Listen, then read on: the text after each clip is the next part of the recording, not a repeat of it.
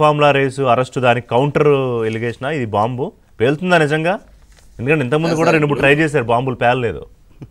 రిషి గారు, మేము మొదటి నుంచి కూడా అంటే 2 సంవత్సరాల కాలంలో కాంగ్రెస్ పార్టీ వచ్చినప్పటి నుంచి భూముల విషయంలో ఎట్లా చెరబడుతుందనే అంశం మీద అనేక సందర్భాల్లో మాట్లాడి ఈ రోజే మాట్లాడలేదు మా కేటీఆర్ గారు, మా పార్టీ వర్కింగ్ ప్రెసిడెంట్. గతంలో అయితే మూసి సంబంధించినటువంటి పునర్జీవం పేరుతోటి భూములను ఎట్లా ఆగం పట్టిద్దామనే అంశం మీద మాట్లాడినాం. ఎస్సీఏ భూముల మీద మాట్లాడినాం.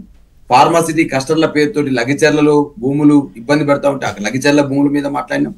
అదే విధంగా ఈ రోజు గ్రీన్ ఫీల్డ్ హైవే పేరుతోటి జరుగుతున్నటువంటి భూముల మీద మాట్లాడినాం. RRR బాధితుల భూముల మీద మాట్లాడినాం.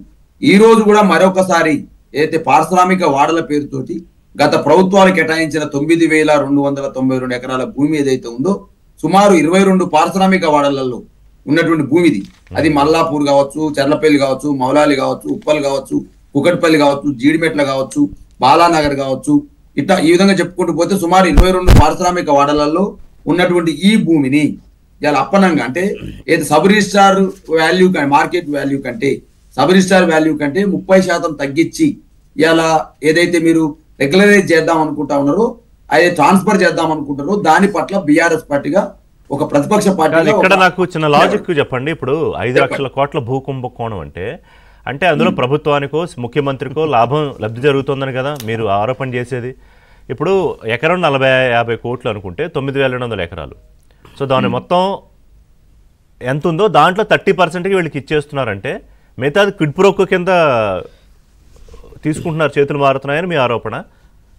మా ఆరోపణ ఏంటంటే కేటీఆర్ గారు స్పష్టంగా మా పార్టీ ఏం చెప్పారంటే ఇలా మార్కెట్ వాల్యూ కంటే ఆ రోజు ₹1,00,000 కొన్నారు అనుకోండి, ఆ 1,00,000కు ఇలా గతంలో మేమేం చేసినాము 100%తో 1,00,000 వసూలు చేయండి, లేకపోతే ఒకవేళ యజమాని హక్కులు వాళ్ళు లేవు అనుకుంటే 200% వసూలు చేయమని చెప్పినాం మేము. కానీ ఈ రోజు వీళ్ళు చేస్తుంది 1,00,000కు 30,000 ఒకవేళ వాల్యూ మార్కెట్ వాల్యూ ఉన్నట్టయితే ఆ 30,000లో 30% అంటే ఎంత సార్ నేను అనేది 6,000 కూడా వసూలు చేసే పరిస్థితి లేదు. కాబట్టి దీని ద్వారా 30% వసూలు చేసి మిగతా 70 వెనకాల చేతులు మారుతుంది, కిట్ ప్రోగా జరుగుతుంది. భూమి వాల్యూ ఊరికే అందాజుగా లెక్కేస్తే ఒక 4 లక్షల కోట్లు అవుతుంది అనుకోండి, 4-5 లక్షల కోట్ల మధ్యలో ఉంటుంది. ఇది ఓవరాల్ గా భూమి వాల్యూ 9,300 ఎకరాలు, అందులో 30%కే వీళ్ళకి కట్టబెట్టాలని చూస్తున్నారనేది కేటీఆర్ గారు చెప్తున్న విషయం. ఋషి గారు మేమేం చెప్తున్నామంటే ఇవాళ 70% ఏమో చేతులు మారుతా ఉంది, 30% ఏమో ప్రభుత్వానికి వస్తా ఉంది.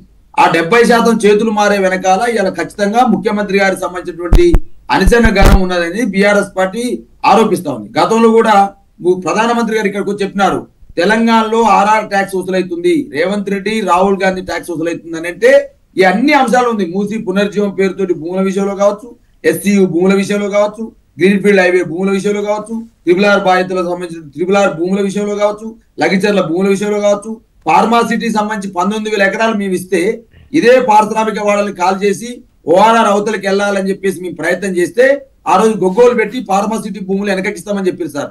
ఇప్పటి వరకు ఫార్మాసిటీ భూములు వెనకకి ఇచ్చింది లేదు, దాని మీద ఏదైనా చర్య తీసుకుని లేదు. కాబట్టి నేనేమంటే సార్ 100% ఈ భూముల కథ వెనకాల జరిగినటువంటి చేతి మార్పిడిని కిడ్ప్రోకోని ఖచ్చితంగా కేవలం మాటల్లో ఆరోపణలేనా? కేవలం ఇప్పుడు ఆరోపణ కాదు సార్, ఆరోపణలేనా? వాస్తవాలతో బయట పెడతా ఉన్నాం. ఆధారాలు కావి ఏదో ఆరోపణలు చేయడం కాదు, ఆధారాలతో బయట పెట్టినాం. 22 పారిశ్రామిక వాడాలని చెప్తున్నాం, 9,292 ఎకరాలని చెప్తా ఉన్నాము. ఏ పారిశ్రామిక వాడలు ఎవరు ఉందని చెప్తా ఉన్నాము. ఇలా 100% బినామీల పేరుతోటి ఏదైతే పరిశ్రమలు ఉన్నాయో ఆ పరిశ్రమలు ఎవరైతే చేతులు మారినాయో ఆ చేతులు మారిన భూముల్ని ఎవరు కొనుక్కుంటున్నారు, ఎవరు రెగ్యులరైజ్ చేసుకుంటారు, ఎవరు ట్రాన్స్ఫర్ చేసుకుంటారో ప్రభుత్వం బయట పెట్టాలి. ప్రతిపక్షంగా మేము ఆరోపణ చేసినామని మీరు అంటూ ఉన్నారు. ఒకవేళ ఆరోపణలు అవాస్తవాలు అయితే బయట పెట్టండి, వాస్తవాలు అయితే మీరు ఎలా క్షమాపణ చెప్పండి. ఇవాళ ఎన్ని లక్షల కోట్ల రూపాయలు ఎందుకన్నారంటే కేవలం ఆరోపణలే అని. మీరు జస్ట్ లైక్ దట్ మాజీ మంత్రి స్థాయి కేటీఆర్ గారు బీఆర్ఎస్ వర్కింగ్ ప్రెసిడెంట్, వారు ఏం ఆధారాలు చేతిలో లేకుండా, ఎందుకంటే వాళ్ళ కుటుంబ సభ్యులంతా అప్పుడే అందరితో అండర్స్టాండింగ్లు అయిపోయాయి, డబ్బులు చేతులు మారిపోతున్నాయని స్థాయిలో మాట్లాడారంటే ఏదో ఒక ఆధారం లేకుండా అంత పెద్ద ఎలిగేషన్ 1,00,000 కోట్ల ఎలిగేషన్ చేయరు కదా అని. రిషి గారు, క్యాబినెట్ ఆమోదం వెంటనే పొందుతుంది. వెంటనే పొందంగానే 7 రోజులలో దీనికి అప్లికేషన్ స్వీకరిస్తారు.